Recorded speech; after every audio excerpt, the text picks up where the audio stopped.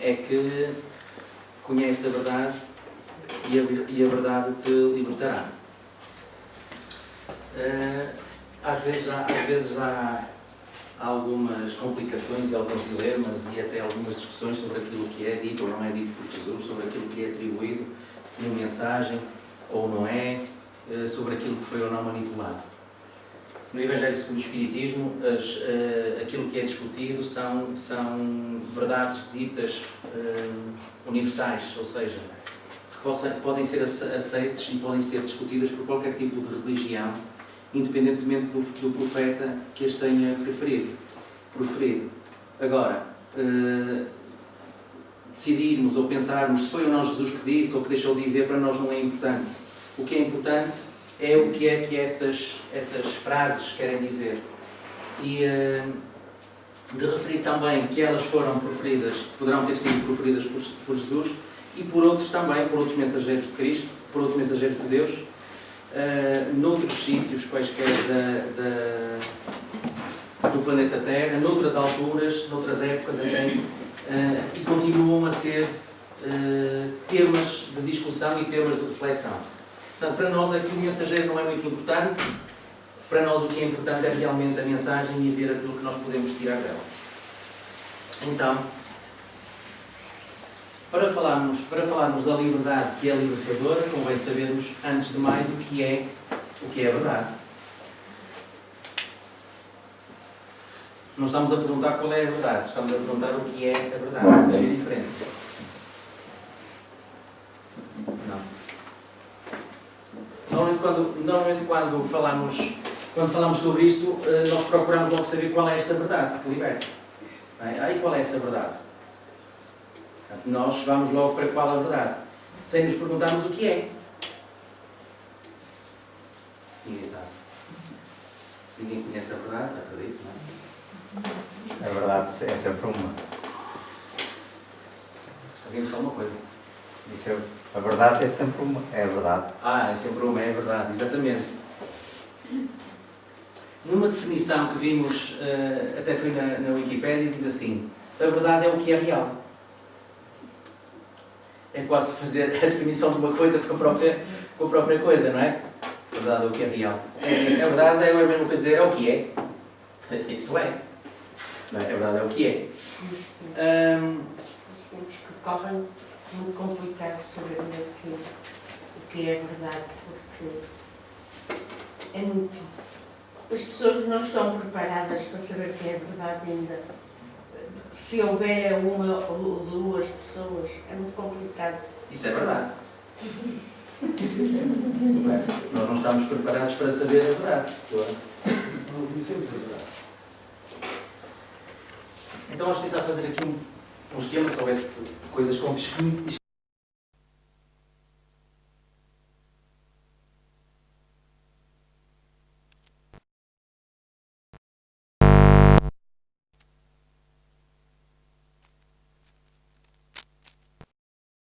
Há um esquema que se faz sobre isto que diz o seguinte: a verdade, vamos fazer de conta que há limites. Isto será a verdade. Como se a verdade se pudesse balizar. Não é? Depois há aquilo em que nós acreditamos. São as nossas crenças. Vou tentar fazer o possível.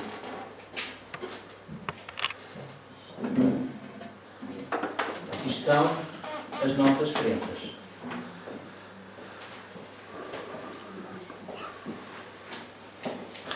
E,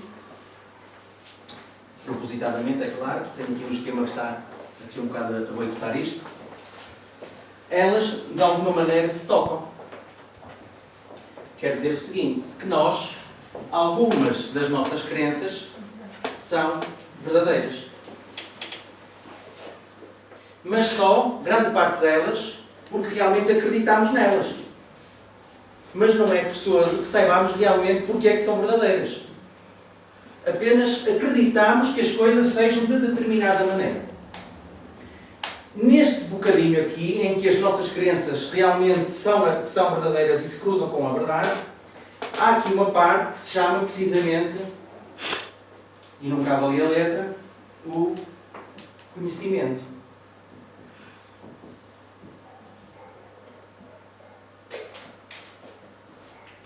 Então, dentro daquilo que nós acreditamos, daquilo que é realmente verdade, só uma pequena parte é verdadeiro conhecimento. Então, o que é que nós sabemos da verdade? Pouquinho. É claro que com o tempo, e à medida que nós vamos evoluindo, esta crença vai se encaixando cada vez mais nesta verdade, e esta bola do conhecimento vai sendo cada vez maior.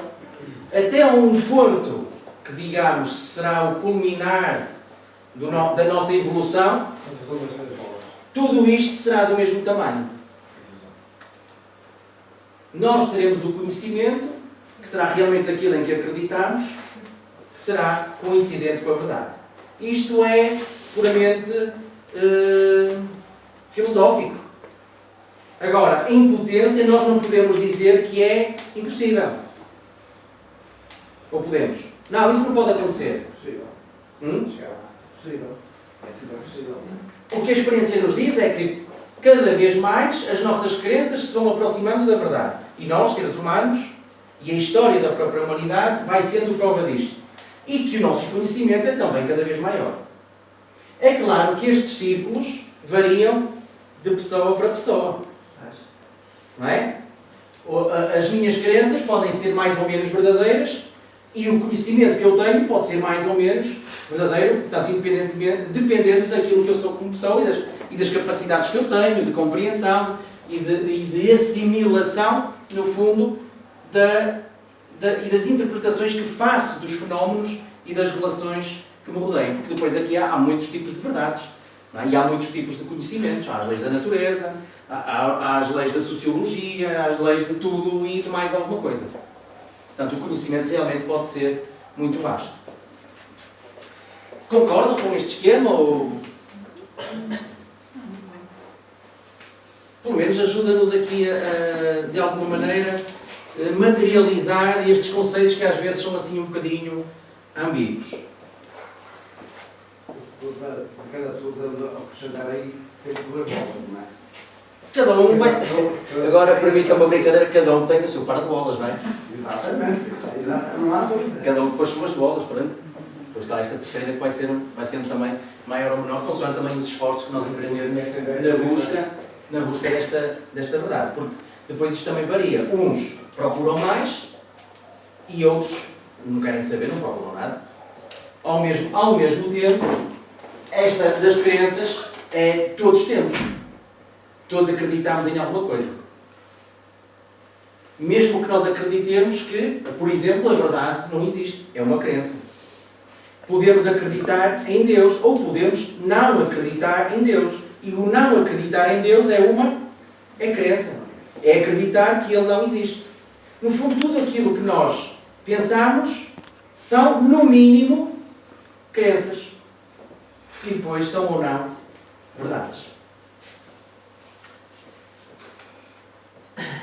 Depois, claro, existem, e depois às vezes há muitas discussões em torno disto, sobre a verdade e sobre as crenças, não sei o quê, porque dizemos que verdade há só uma e crenças ou interpretações da verdade há tantas quantas pessoas.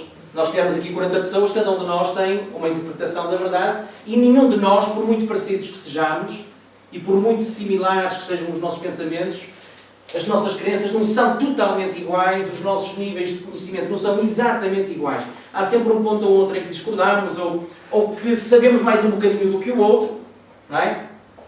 Ou menos, às vezes bastante. Ou menos. Não é?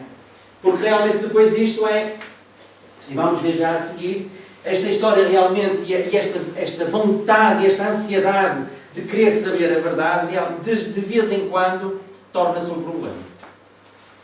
Muitas vezes. Porque muitas destas crenças são, se nós fizermos aqui portanto, partindo do princípio que este bocado aqui são as nossas crenças verdadeiras, quer dizer que muitas das nossas crenças são falsas. E nós baseamos muitas vezes os nossos comportamentos em crenças falsas. E defendemos isto muitas vezes com unhas e dentes. Não é verdade? E quando nós defendemos uma coisa que é falsa, imaginemos que podemos estar a defender uma coisa que é falsa com alguém que tem uma crença que é verdadeira, já pode ser um problema. Mas muitas vezes podemos estar a defender uma crença falsa com outra pessoa que tem outra crença falsa. Agora, só neste bocadinho, se nós nos conseguirmos abstrair um bocadinho deste processo, se nós conseguirmos imaginar duas pessoas a ter uma discussão em que ambas as crenças são falsas, somos capazes de imaginar um cenário um bocadinho engraçado. Não é? É um bocadinho ridículo, não é? O que é que eles estão a discutir? E isto acontece quantas vezes? Bué. Montes de vezes. Não é? Ou seja, nós muitas vezes falamos de nada. Mas ai de ti que... E vou fazer tudo por tudo para que te convença que realmente a minha crença é verdadeira. Não é?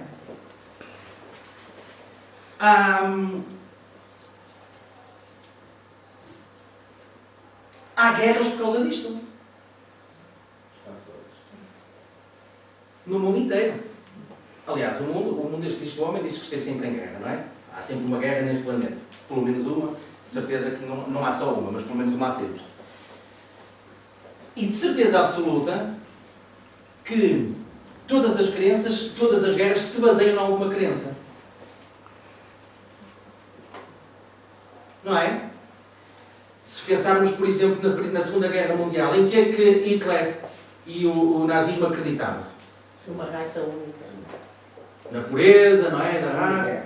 Não é? Na Segunda Guerra Mundial, não é? O que é que acredita? Era verdadeira aquela crença? A crença de que tinha que haver um extermínio das raças impuras, não sei o que, claro, por ali por trás era ali uma série de jogos de interesses e mais daquilo que também se justificou de outras maneiras ainda mais doidas, não é? Mas naquilo tudo estavam baseadas grandes mentiras. E, no entanto, foi o que foi a mortandade que foi por causa de falsidades, por causa de mentiras. Mas isso não se fica por aí. Nós podemos extrapolar isto realmente para um universo desta grandeza, não é? Que até consegue fazer com que um planeta inteiro esteja em guerra, mas nós podemos ver isto numa relação diária que não tem forçosamente a ver com a relação de duas pessoas. Foi aquela que nós abordámos aqui há bocadinho quando dois discutem o sexo dos anjos, mas podemos abordar isto connosco próprios, entre nós e eu comigo. São duas pessoas, não? São duas pessoas. Sim, muitas vezes são duas pessoas, não é? Às vezes mais até do que duas. Aqui esta semana, falei com uma pessoa que quase não sai de casa. Porque acha que todo o mundo está contra ela. O mundo está todo contra ela. Não sei se cá mesmo. É? Não sei se cá. E eu dizia-lhe, olha, mas tens que fazer um esforço, não é? Porque, na verdade, tu estás muito longe de estares certa naquilo que tu estás a pensar. O que é que... Aí ela dizia, eu não saio porque o mundo não tem nada para me oferecer. E eu fiz uma pergunta. E a gente assim, às vezes fica assim um bocadinho, agora o que é que eu lhe digo? Eu respondi mais ou menos com a mesma moeda, não é? Bem, se o mundo não tem nada para te oferecer, provavelmente tu também não tens muito para oferecer ao mundo. Não é? O que é que tu tens para oferecer ao mundo? Num mundo que não tem nada para te oferecer, o que é que tu tens para dar? No mundo que não tem nada para oferecer, has de ter mesmo muita coisa para dar. Porque se calhar vais fazer mesmo uma diferença do caraças, onde te envolveres. É claro que aquilo não vai só desta maneira, não é? E claro que quem vive num estado depressivo como aqueles respondeu, eu também não tenho nada para oferecer ao mundo. Não é? Apeteceu-me dizer porque é que tu não te...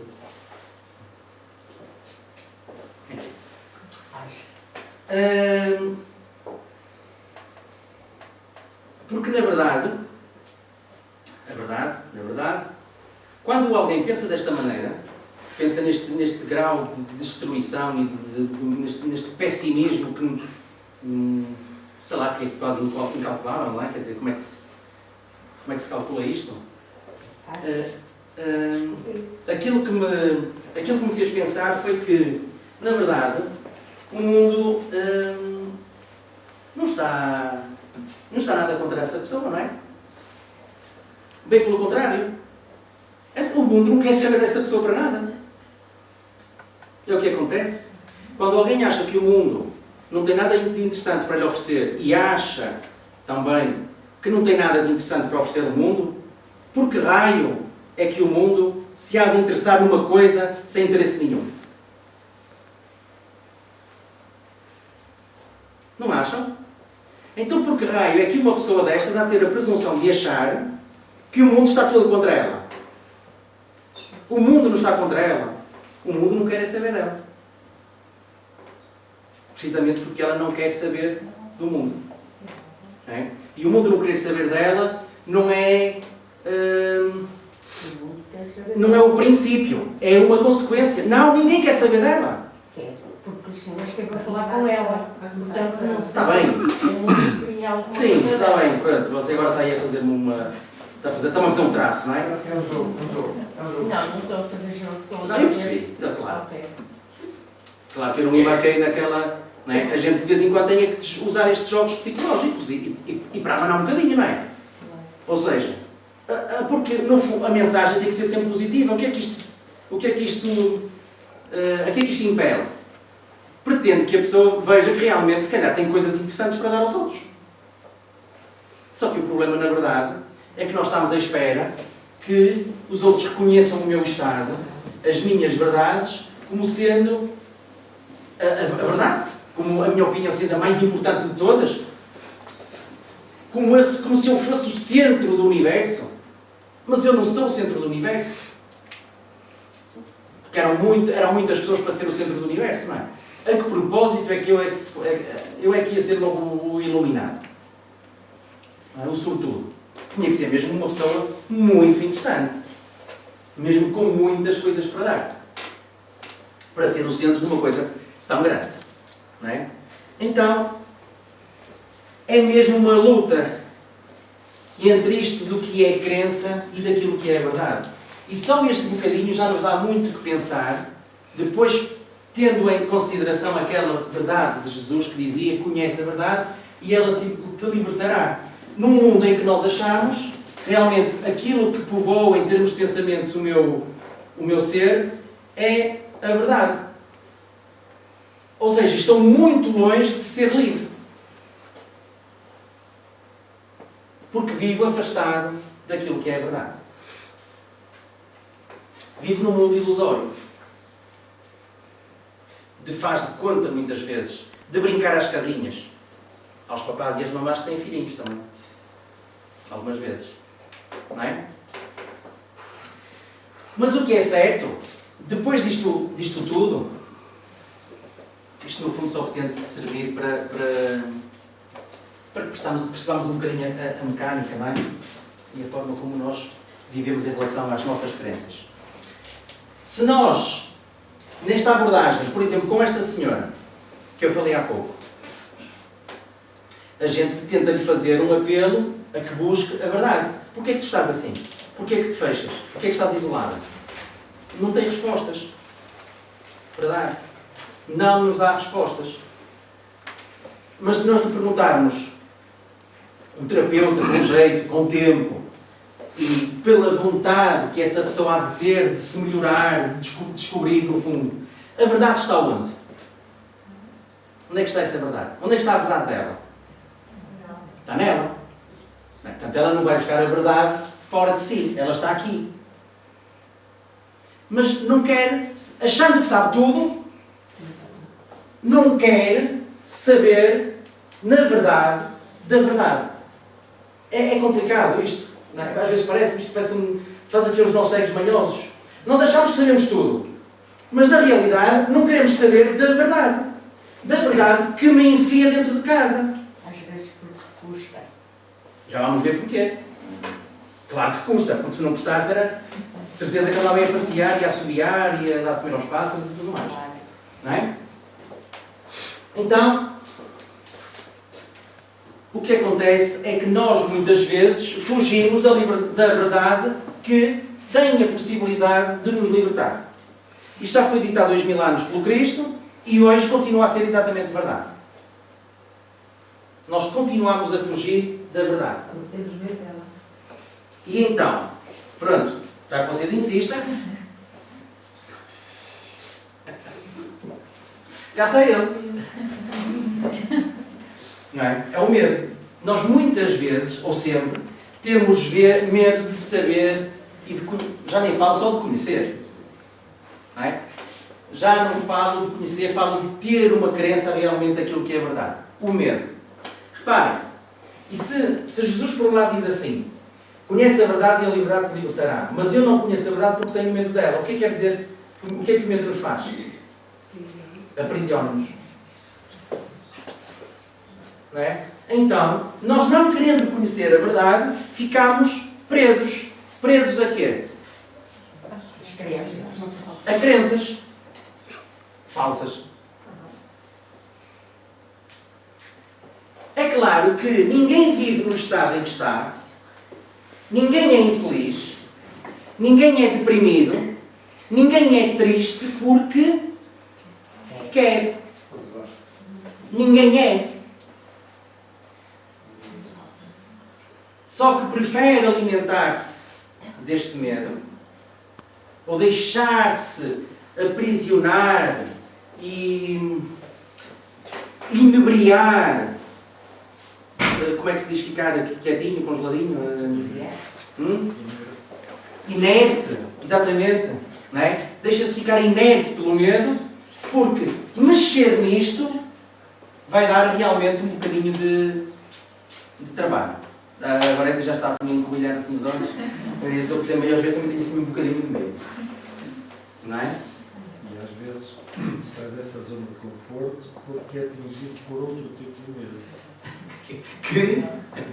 O medo ainda é pior, não é? Por exemplo, quando vamos estar a abalar essa crença. O sistema das crenças, não Ou é? alguém muito próximo está a passar por um problema que nos toca e que nos obriga a mexer.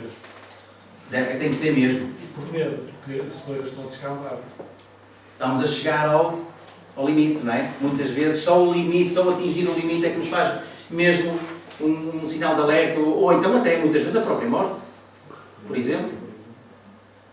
Alguns acham que na própria morte está a solução para isso. Pelo suicídio ou outras coisas. Mas quer? Uma pessoa, quando, por aquilo que eu sei de conhecimento, quando se quer suicidar, não é o suicídio que quer. É uma forma de se libertar, é como tomar um comprimido para a dor. Pois, Só acredita que isso pode ser verdade, não é? Claro, só quando pensa que vai passar a dor, já faleceu. Pois é. Se atirou. É por isso que muitas vezes. Faleceu assim como que falece. Ou não. Pois, mas é uma dor que passa. Sim, sim. É uma dor de dentes. E depois aquela. Das grandes, Ok. não é? Das grandalhonas. Sim. E quando já vão dar por elas, já não podem. Porque. Nunca é tarde, não é? Note que em espírita temos de ser otimistas. Claro. Nunca é tarde e mesmo que a gente se suicide, continua a não ser tarde. Pois.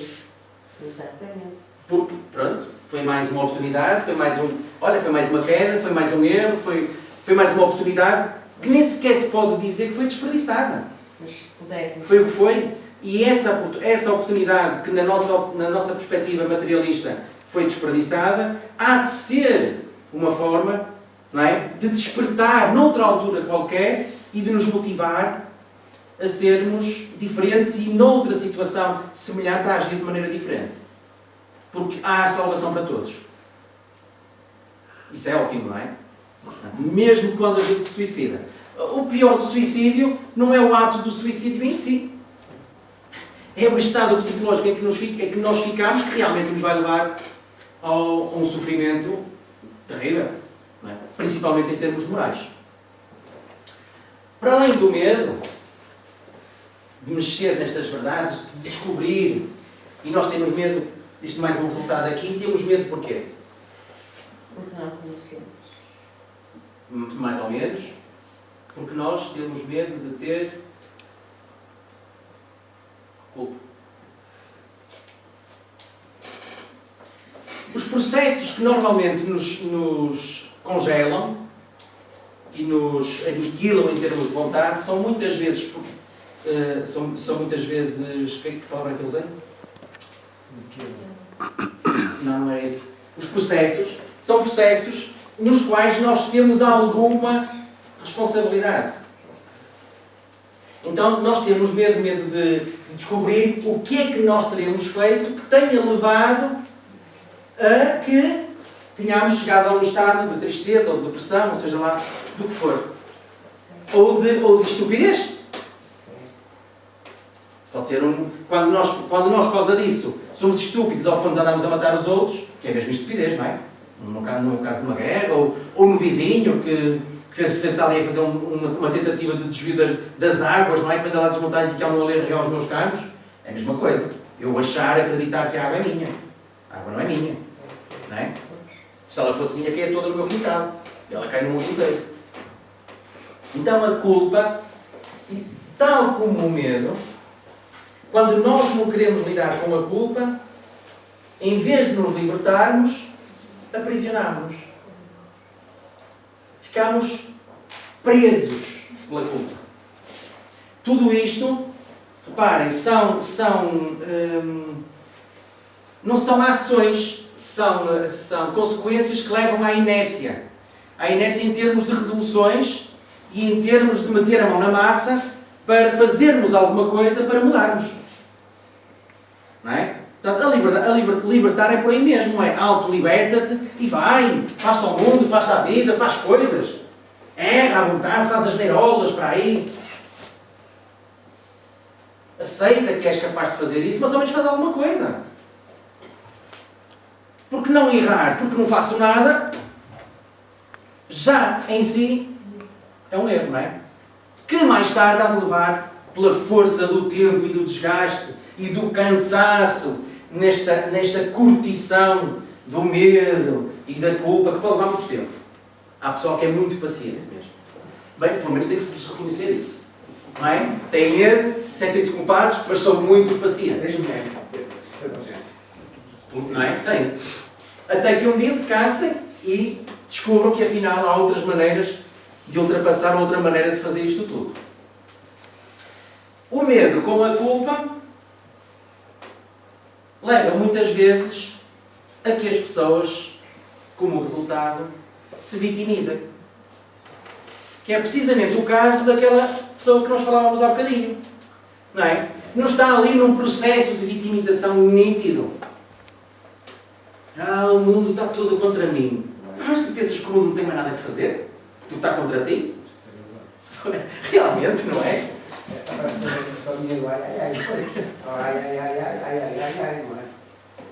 Faz-me lembrar os alunos da graça, não é? Tu fazes-te a vida, rapaz. Que é isso? Levas a uma cachação a ver se não te pões já fino.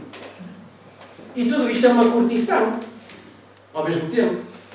E são ciclos viciosos.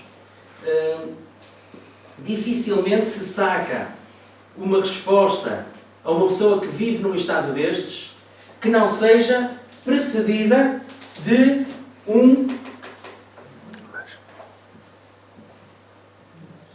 mas. Concordam? Está bem, mas. Eu digo sempre ao mesmo aquilo que estás a dizer. Ok, mas. Há sempre uma saída, há sempre uma escapatória, há sempre alguma coisa que me faz andar aqui de volta, não é? Com medo de entrar para lá dentro. Não quero sair daquela zona. Tem que ser mesmo um empurrão daqueles fortes. Anda lá, caraças, vai para lá para o mundo. Sai daqui, desaparece. Não é? Queres estar, ao menos, olha, esbarra-te por aí, cai, esfacela-te, depois ao menos levantas-te. E a gente põe para aí mercúrio com fartura. Não é? Às vezes, quando éramos putos, não havia, não é? Como os nossos meninos agora têm betadinos e o cara para ganhar, era mercúrio ao cromo, não é? A gente até tentava não cair só para não ter que levar com mercúrio. Não era a ferida, não era Alex. Lembras? Anda cá! Aí íamos ter que dizer à minha mãe que tinha caído. Ela levava lá com aquela cena, aquela porcaria, era dia para caralho. Não era? Acontece o mesmo aqui. A gente vai fazer o possível para não cair, porque o raio do mercúrio dói para caraças. Não é? Mas faz parte. É assim que se aprende a andar de bicicleta. E a gente faz tudo por tudo para se equilibrar. Para quê? Porque é para não se magoar ao cair. Não é bem o cair. Quando a gente cai e não se magoa, é como a Gabi, não é? Não, estou bem. Não é? Sacode assim estou bem. E aí até a gente cai umas poucas vezes, não é, Marisa? Eu preciso 13, daqui a chaves. Desde que não se magoou. Mas se magoar uma vez, se calhar vai pensar melhor na próxima. Vai ser alguma coisa que vai levar à ação. A dor é realmente uma boa ferramenta. Não concordas? Concordas ou sem cordas? E depois de tudo isto, é claro que a gente podia aqui fazer mais considerações e pôr aqui mais parênteses, mais não sei o quê. Depois há outra coisa que realmente faz com que a gente se mantenha aqui assim, neste estado de crenças, sem procurar realmente a verdade que nos liberta, que é esta porcaria dá mesmo muito trabalho. Não é?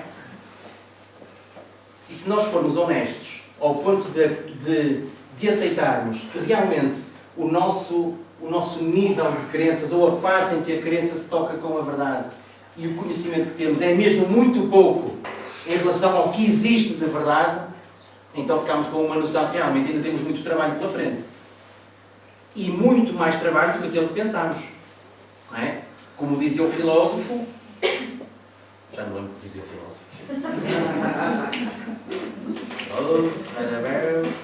Só sei... Nada sei. Estão a ver? Ele andou aqui, mas veio aqui o espírito da orelha e disse-me que bufou outra vez. O só sei que nada sei não é um bocadinho isto? Tens razão. Tens razão, mas...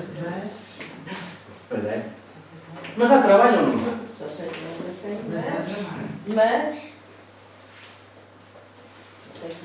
mas também é preciso muito alguém que também apareça para nos ajudar a saber a verdade. Esses são os outros 500.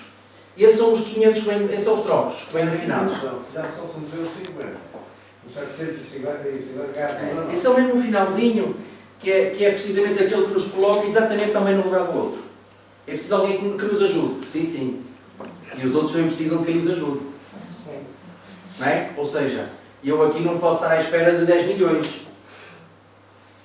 Porque os 10 milhões, se tiverem a mesma atitude que eu tiver à espera dos mesmos 10 milhões, se calhar ninguém vai ficar com nada.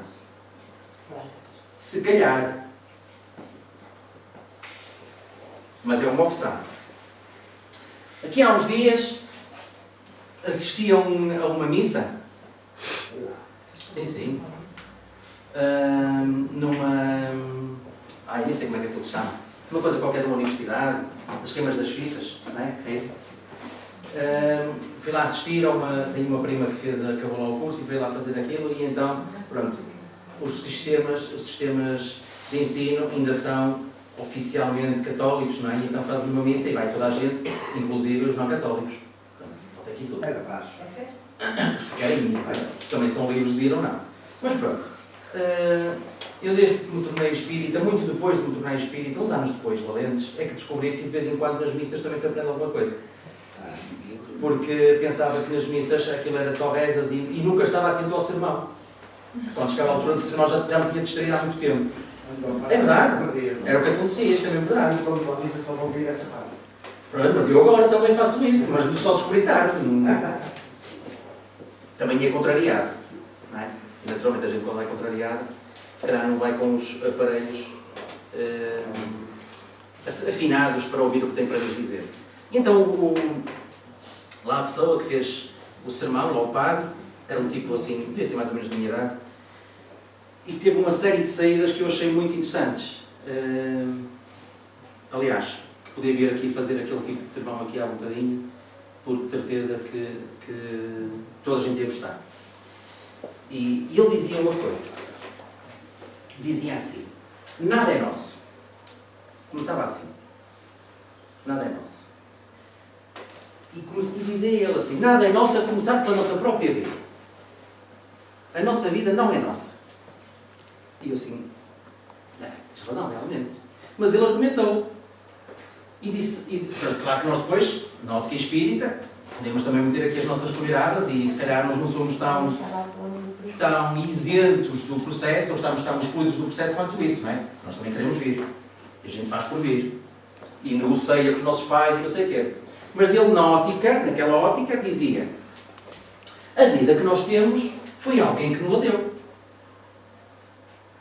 Foram os nossos pais que decidiram dar-nos a nossa vida. Portanto, ela foi-nos dada. Ao mesmo tempo, Deus também achou por bem que nós teríamos direito a essa vida. Porque nós, na verdade, não a reivindicamos, não a pedimos. Essa parte que é um bocadinho diferente da nossa, não é? Se bem que Deus realmente criou-nos e nós não pedimos para sermos criados. Isso também é verdade. Só que é um bocadinho mais lá para trás, não é? Não é bem agora nesta fase, é um bocadinho mais na terra dos cairões. Não é? De qualquer forma, não deixa de ser interessante esta postura.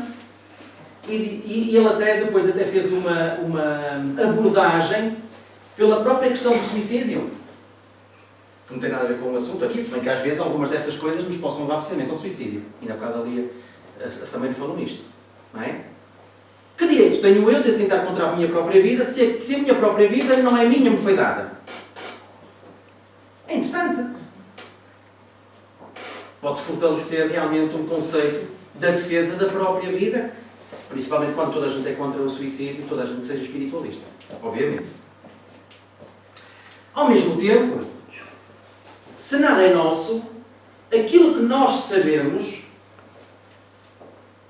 é adquirido por nós, é verdade, mas é adquirido por nós porque alguém se dá ao trabalho de despejar conhecimento, ou seja, cada um dar a sua parte, e pôr o conhecimento, tornar o conhecimento acessível aos outros. Certo? Não. Quando nós falávamos há bocadinho do outro que dizia assim, só sei que nada sei, eu só pude referir essa frase porque ele a disse. Não sei se mais alguém se terá lembrado dela daí, para cá. Ou seja, ele ofereceu-nos essa sua ideia do conhecimento. Fala-se das palavras mais fortes que o silêncio, então guarda silêncio, Eurípides. Tudo aquilo que nós damos do nosso conhecimento, da nossa interpretação da verdade ao mundo, ajuda a que esta verdade e estas crenças se toquem cada vez mais. E que o nível de conhecimento que cada um de nós tem vá aumentando. Daí que ele dizia, o conhecimento é nosso, é verdade, porque alguém nos o dá. Não deixa de ser humilde. E reconhecer que os outros todos realmente têm valor e o mundo tem coisas para mudar. E muitas das coisas que o mundo tem para mudar, sendo que muitas são falsas, muitas outras são verdadeiras.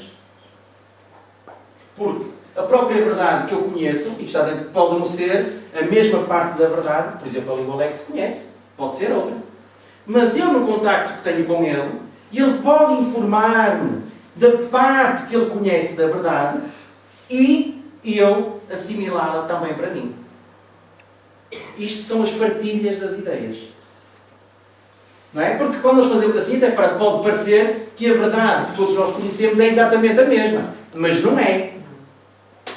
Cada um de nós toca numa parte da verdade. E provavelmente, em todo o conhecimento que existe no mundo, provavelmente, pelo menos se não for mais Deus, ela está aqui toda. Não é? Desculpa. É verdade, cada um aproxima-nos a todos nós da própria verdade. Claro, mas nós podemos optar por ficar em casa. Sim, lógico. Isso já é para nós. Não é? Nós podemos optar por não partilhar. Há muitas sociedades que fazem isto. Que não partilham os conhecimentos que têm. Muitas. E isto dá-se tanto em termos individuais, como muitas vezes em termos coletivos. Há mesmo sociedades organizadas que não partilham o conhecimento que têm. Isso aconteceu com umas igrejas. É um bocadinho diferente da postura atual, não é? E principalmente a doutrina espírita, porque é uma doutrina, quer dizer, só não se dá mais porque realmente não sabemos mais, é o que sabemos. Damos o que sabemos. Claro, é tudo? É claro que não, olha, são partes. E das partes que nós damos, das nossas crenças e das nossas verdades, alguns vão apanhar partes delas e vão fazendo com que estas crenças e estas verdades se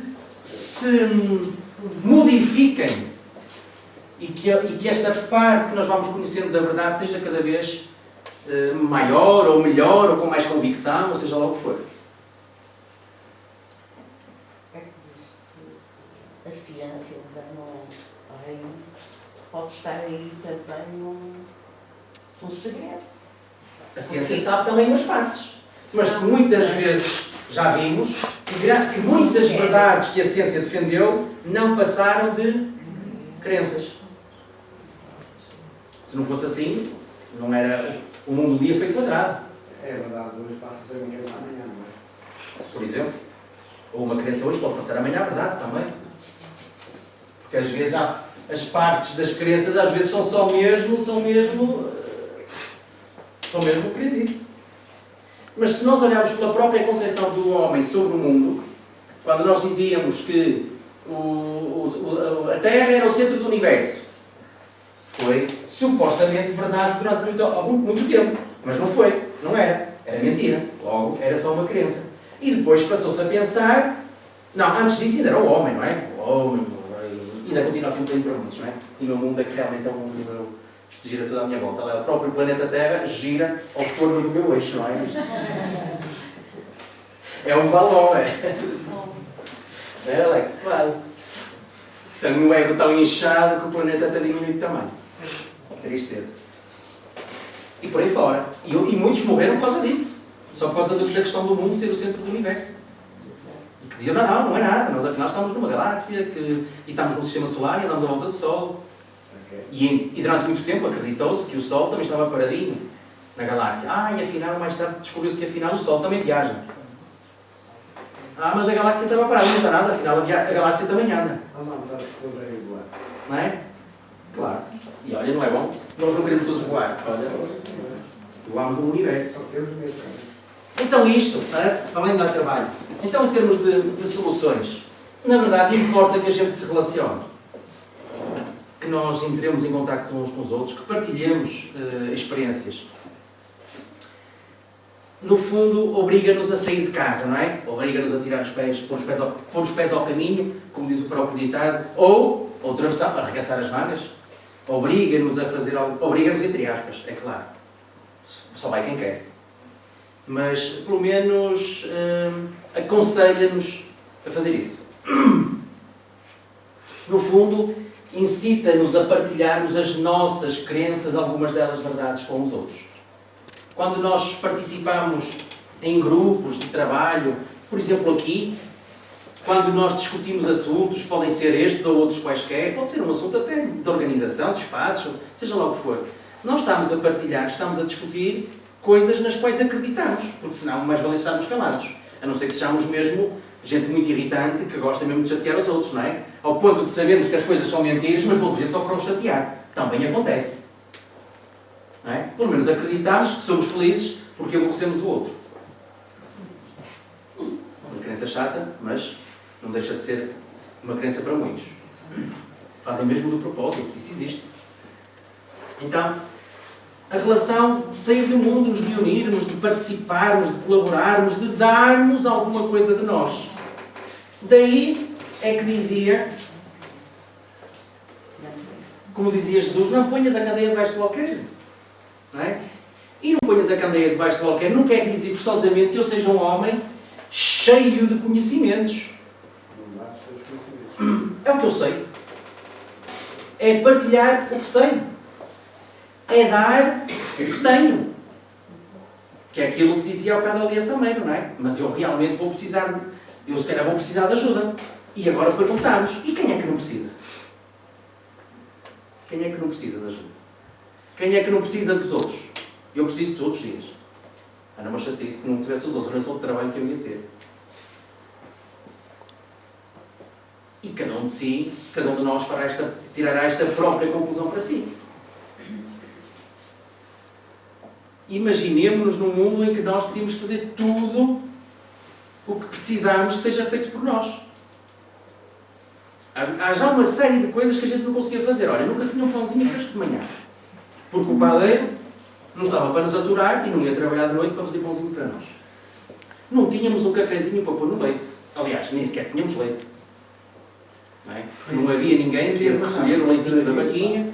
É só imaginarmos, e estamos a falar só em termos materiais, é só imaginarmos a quantidade de processos que são precisos para que nós andemos vestidos. Quantas pessoas foram precisas para fazer esta camisola? Ou esta t-shirt, ou só o que é isto? Quantas? Quantas pessoas foram precisas para fazer tudo o que está dentro desta sala? Se calhar uns milhares. Não foram 100, se calhar foram milhares. Cada uma das peças, cada uma das coisas que está aqui, passou por um processo de transformação, de colheita, de produção incrível. Não é? Só isso já nos põe no lugar. Tu não precisas de ninguém. Como é que alguém pode ter o atrevimento de dizer que não precisa de ninguém? É precisarmos do ar que respiramos. Por exemplo, só quem está muito inconsciente, só quem tem um ego do tamanho de sei lá bem o quê, nem sequer tem que ser pretencioso. Nem sequer presunçoso, tem que ser mesmo prepotente para poder afirmar uma coisa destas. Eu digo mais, tem que ser um verdadeiro penedo. Claro, coitado, não é? Ainda não sabe mais, na verdade. Mas ainda vai ter tempo de aprender. Por exemplo, pode não ser o maior, não é? Depende do tamanho. Mas é o P menos de certeza. Então, da mesma forma que nós pretendemos receber dos outros, e isto é bem espiritismo, isto é mesmo uma proposta espírita, da mesma forma que tu queres receber, dá. Não é? Disponibiliza aquilo que tu queres retirar. Todos a pôr para o saco, é aquela analogia, não é? Que de vez em quando fazemos. O saco enche muito e dá para todos. Se for só todos a tirar de um saco no qual ninguém mete, de certeza que o saco vai estar vazio. Não há nada para tirar, ninguém lá mete nada. Não é? O padrinho põe lá o pão, faz quantos pães por dia? Pães para quantas pessoas? Milhares de pessoas. Aí o meirinho sapateiro, não é? Repara quantos pares de sapatos por dia. Anda para aí tanta gente na cidade calçada com os pezinhos confortáveis, porque o seu meirinho se põe a pé para pôr toda a gente a andar confortável. É verdade. E cada um na sua tarefa há de reconhecer este valor. Quando os professores se põem a pé de manhã para ir para a escola e aturar os alunos, os filhos dos outros, não é? Ou então para instruí-los ou educá-los, numa perspectiva mais positiva, para tentar fazer gente melhor. Não é um servição. E cada um de nós está metido nesse serviço. Não tem que ser forçosamente num trabalho, numa profissão. É do contacto mais pequenino que possa haver. É eu dar realmente o que tenho para dar. É conversar com honestidade, com amizade, numa partilha de ideias realmente em que eu pretenda dar alguma coisa e também retirar alguma coisa, não é? Também não posso ser pretencioso ao ponto de achar que eu não tenho nada para colher. Que é isso? Quem sou eu? E se nós fizermos, mais uma vez, se nós pensarmos um bocadinho naquilo que nós conhecemos aqui uns dos outros, havemos de reconhecer e lembrarmos de uma conversa, de um abraço, de um sorriso, de um olhar, se não quisermos ir para coisas tão... em que nós retiramos alguma coisa, em que nós crescemos alguma coisa, em que nós nos aproximamos da verdade que nos liberta. São momentos em que nós nos sentimos bem. São estes toques. Toquei ali, toquei acolá, toquei acolhi. E nós sentimos-nos nestas alturas felizes. Sentimos-nos felizes quando isto acontece? Segue aqui a democracia. 2 vezes. Então, concluindo, realmente eu posso chegar à conclusão que realmente o mundo me faz falta, não é? Vocês fazem-me falta, todos. E todas as pessoas que estiveram envolvidas e têm estado envolvidas em todos os... Hã? Se for mais, eu vou ter o quê? Pode ser, eu vou achar bem. Eu cá estou. Realmente eu preciso do mundo. Esta é uma conclusão que eu posso tirar. Não é? Preciso do mundo. Para ser alguma coisinha. Mas também...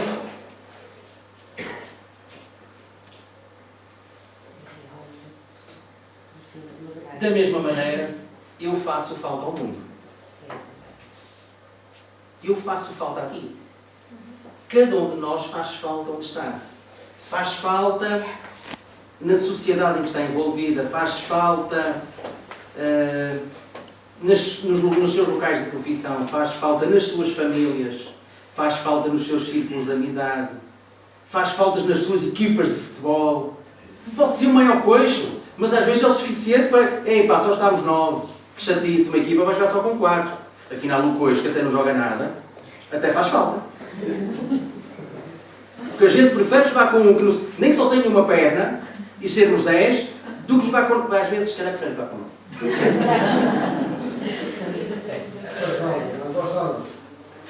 Principalmente quando se esbarram contra os próprios colegas, vão para o hospital. Mas o coxo pode ser o rivalizador da equipa. Pode ser, pode ser. Tem sempre alguma coisa para dar. É que um grão de areia num deserto imenso, É sempre um quando lá areia. está, o É deserto diferente. não é o mesmo. Exatamente.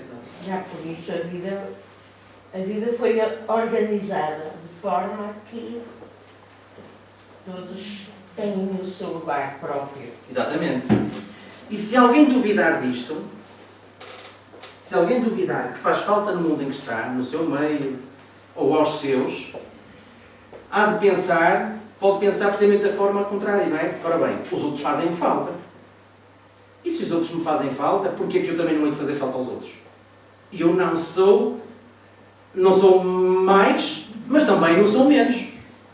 Então, na mesma proporção que os outros me fazem falta, eu também faço falta. Porque me fazem. Se eu consigo, qualquer um de nós consegue, acho eu, bem, se é bom que consigamos, não é? Reconhecer que os outros me fazem falta.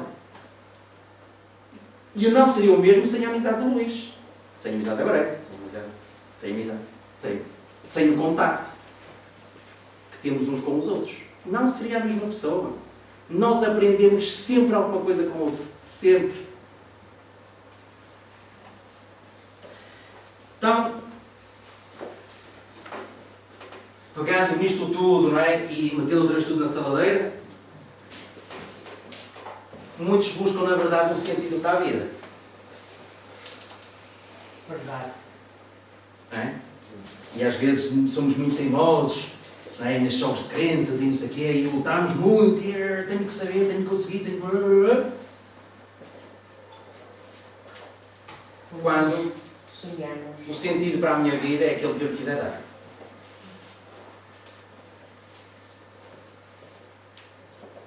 É tudo uma questão de opção.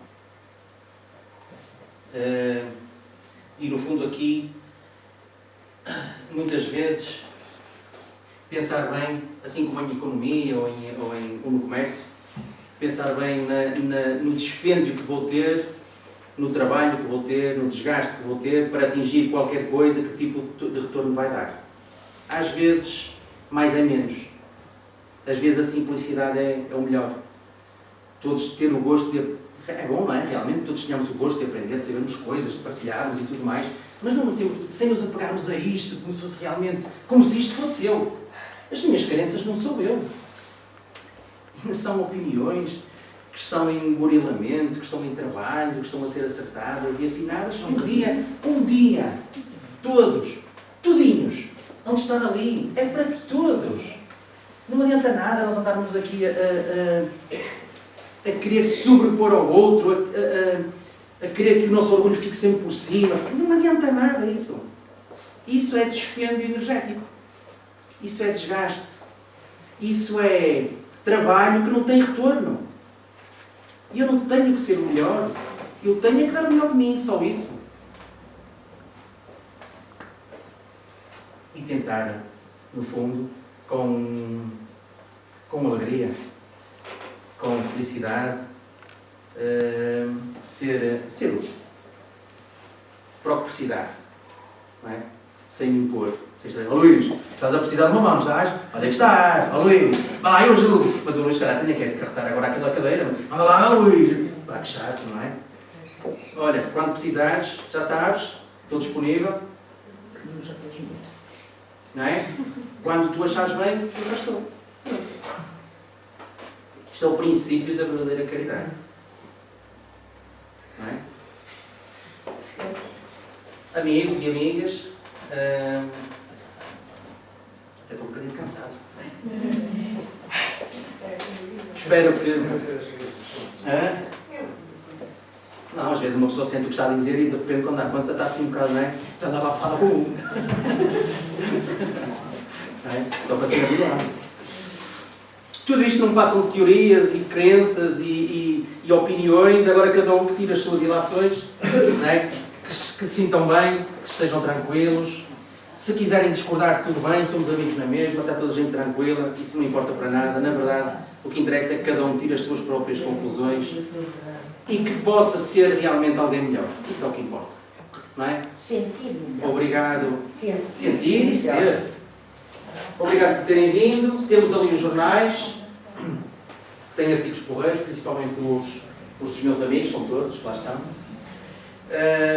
Vamos ter agora o passo a seguir e depois nós vamos ter a nossa reunião de direção. Agradecemos que, pelo menos até às 10h25, toda a gente se vai. Está bem? Obrigado a todos.